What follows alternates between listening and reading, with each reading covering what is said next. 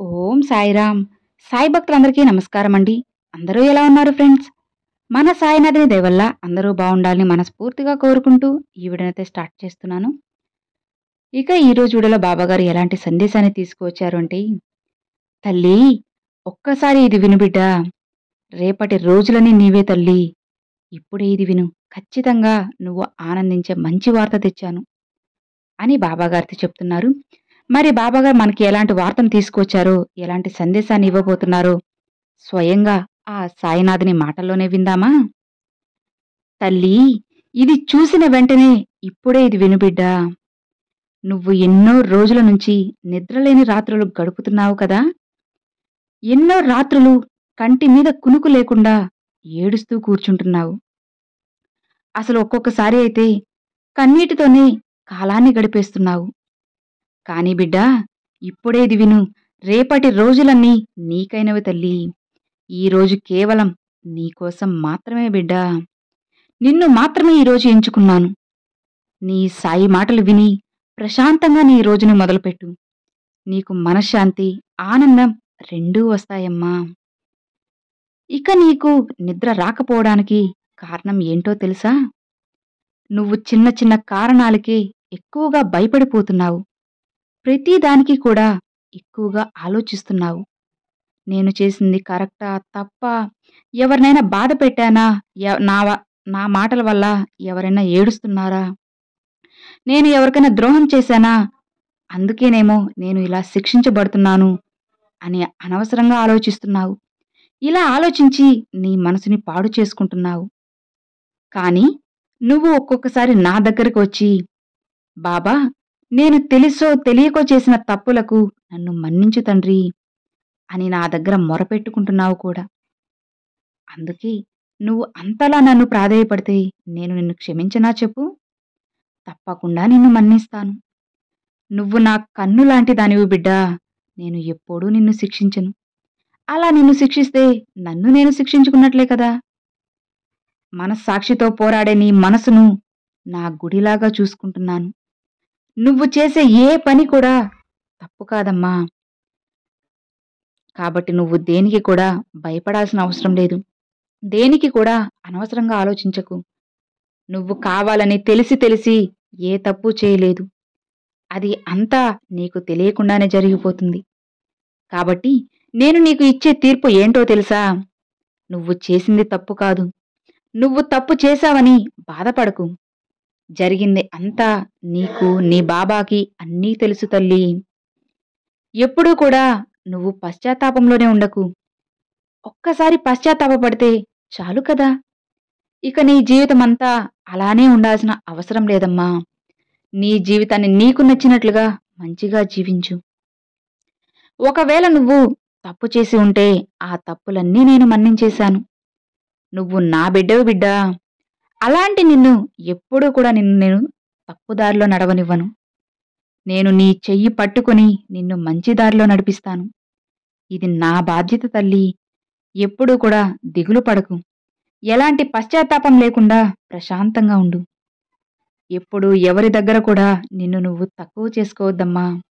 అలా నిన్ను నువ్వు ఒక్కసారి తక్కువ చేసుకున్నావు అంటే ఇక జీవితం అంతా నువ్వు బాధపడాల్సి వస్తుంది.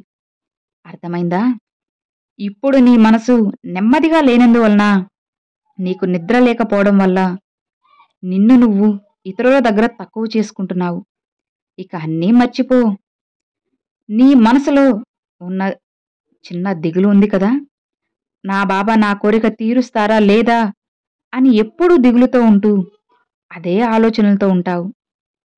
ఆ దిగులు వలన కంటికి ప్రశాంతమైన నిద్ర లేదు. దానికి కూడా నేను ఒక్క దారి చూపిస్తాను బిడ్డా. సరిగ్గా గుర్తుంచుకోమ్మా. ఈరోజు రాత్రికే కొన్ని మార్పులు కూడా జరుగుతాయి. రేపు ఉదయానికి నీ జీవితంలో కొత్త కొత్త మార్పులు వస్తాయి. నేను నీకు ఎప్పుడూ చెబుతూనే ఉన్నాను కదా, ఏదైనా జరగడానికి ఒక సమయం రావాలి అని. ఆ సమయం వచ్చేసింది తల్లి. ఈ రాత్రికి నీ కష్టాన్ని తీర్చి, నీ మనసులో ఉన్న భారానికి, దిగులుకి ఈరోజే ఆఖరి రోజు. రేపు ఉదయం నీ జీవితంలో కూడా ఒక మంచి వెలుగు వస్తుంది బిడ్డా. నువ్వు ఒక్కొక్కసారి ఆలోచనలతోనే నిద్రిస్తున్నావు. ఆ ఆలోచనలతోనే రేపటి రోజును ప్రారంభిస్తున్నావు.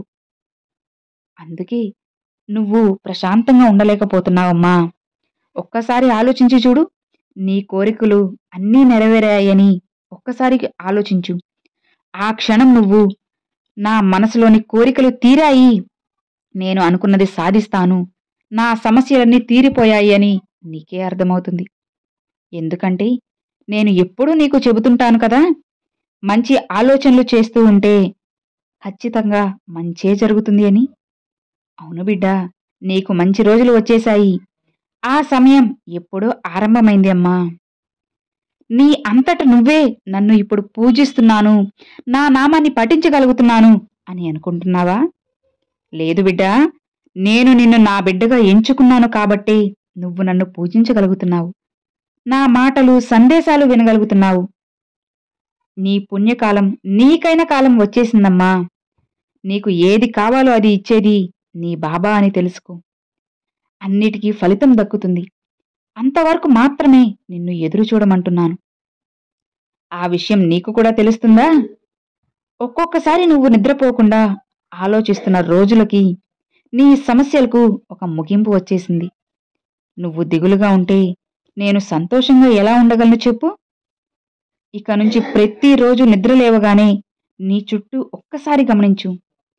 ప్రతిరోజు రాత్రి నెమ్మదిగా ప్రశాంతంగా నిద్రించు. ఉదయానికి నీకై నువ్వే మార్పుని గమనిస్తావు. రేపటి రోజులన్నీ నీవే బిడ్డా. ఇక ప్రశాంతంగా ఉండు.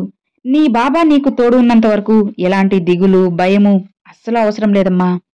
ఇక మనసులో ఎలాంటి ఆలోచనలు పెట్టుకోకుండా హాయిగా ఉండు అని బాబాగారిది చెప్తున్నారండి. చూశారు కదండి, రేపటి రోజులన్నీ మనవే అని చెప్పి బాబాగారు ఈరోజు చాలా చక్కని సందేశాన్ని తీసుకొచ్చారు. ఎవరైతే సమస్యలతో కష్టాలని తలుచుకొని బాధపడుతూ కన్నీరు కారుస్తూ ప్రతి క్షణం బాబాని తలుచుకుంటూ ఉన్నారో వాళ్ళందరి కోసం బాబాగారు ఈరోజు చాలా చక్కని సందేశాన్ని తీసుకొచ్చారు. ఎవరైతే ప్రతిరోజు తలుచుకొని ఏడుస్తూ బాబానే తలుచుకుంటున్నారో వాళ్ళందరికీ బాబాగారు ఈరోజు పంపించిన ఈ మంచి సందేశం ఎంతో ధైర్యాన్ని అయితే ఖచ్చితంగా ఇస్తుందండి. ఎందుకు అంటే మనం బాధలో ఉన్నప్పుడు మనకి సాయం చేయకపోయినా పర్వాలేదు, కానీ కొంతమంది కొన్ని మంచి మాటలు చెప్పి మనసుని కాస్త కుదుటపరుస్తారనమాట. అప్పుడు మనకి కొండంత ధైర్యం వస్తుంది. అంత ధైర్యాన్ని, అంతకన్నా రెట్టింపు ధైర్యాన్ని బాబాగారు ఈరోజు మనకి అందించారు. మరి ఈరోజు బాబాగారు పంపించిన ఈ మంచి సందేశం, ఈ ధైర్యం మీ అందరిలో నిండింది అనుకుంటున్నాను. ఈ సందేశం మీ అందరికీ నచ్చింది అని అనుకుంటున్నాను. నచ్చితే ఒక చిన్న లైక్ చేయండి, మరికొంతమంది సాయి భక్తులకు షేర్ చేయండి. ఫస్ట్గా మన ఛానల్ చూసేవాళ్ళు సబ్స్క్రైబ్ చేసి సపోర్ట్ చేయండి ఫ్రెండ్స్. మరొక మంచి వీడియోతో బాబాగారి సందేశంతో మీ ముందుకైతే వస్తానండి. అంతవరకు సెలవు friends. Thanks for watching. Om Sairam.